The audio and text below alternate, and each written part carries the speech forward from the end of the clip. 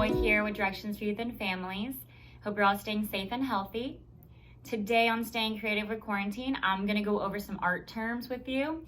And I'm also gonna do something I've never really done before. I am gonna show you guys kind of what goes on in my sketchbook. So today in my sketchbook, I'm gonna show you guys some of my doodles. I really like doodling because it is a big stress reliever for me, and you can do it really anywhere. That's why today's video I'm taking in my office. So I have this theme I'm doing right now in my sketchbook for my doodles, so they all kind of look similar, but it's something that I really like making, so I like to make it over and over again. And I'm just gonna videotape me making one of these while I talk about some art terms for you to kind of learn about. And here's just one of my doodles. All it is shapes and lines. I really enjoy drawing lines and shapes, so my doodles reflect that. Other doodles include cartoons, trees, plants, fruit, whatever's around you, people, faces, quick little sketches. Everyone doodles so different because doodles are just jotting down what's on your mind onto paper. I don't have a plan for what this is going to look like in the end. I really like how doodling is spontaneous. Every time I make a line, I don't have a plan what the next one will look like. I'm making it as I go.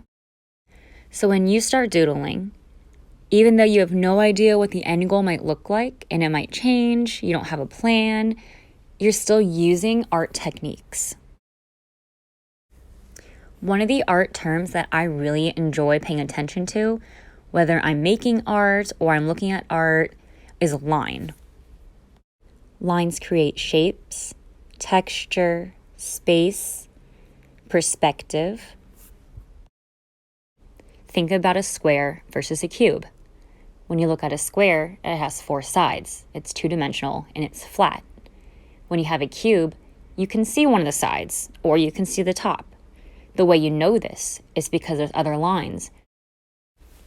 In abstract art, lines can be used for direction or how your eyes move around the art, kind of like the lines I'm making now. You know that these lines aren't making shapes that look familiar to you. There are no puppies, there are no faces, there are no trees, there's not an apple. Instead, your eyes are following the direction of these lines all around the paper. Another important art term is space. Space helps you understand where objects are.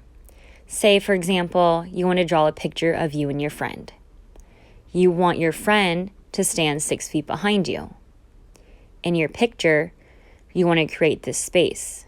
So you might draw your friend smaller than you. His feet might look like it's higher up on the paper compared to yours.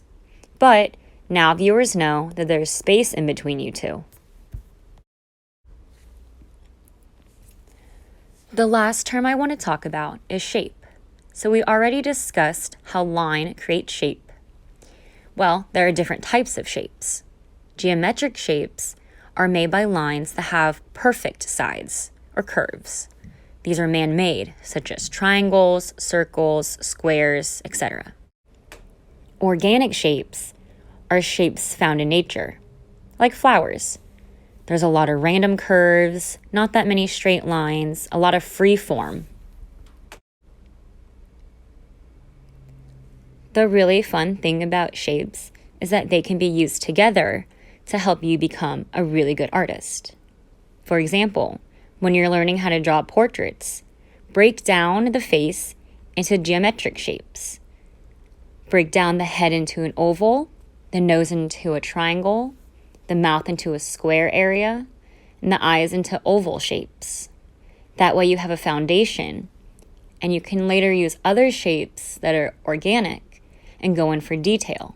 But the geometric shapes help you lay out the portrait.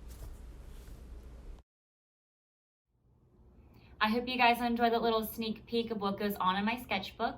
And I also can't wait for you guys to use these terms the next time you catch yourself in an art museum or making art of your own. Always remember to de-stress and take some time for yourself. And thanks so much for watching, guys.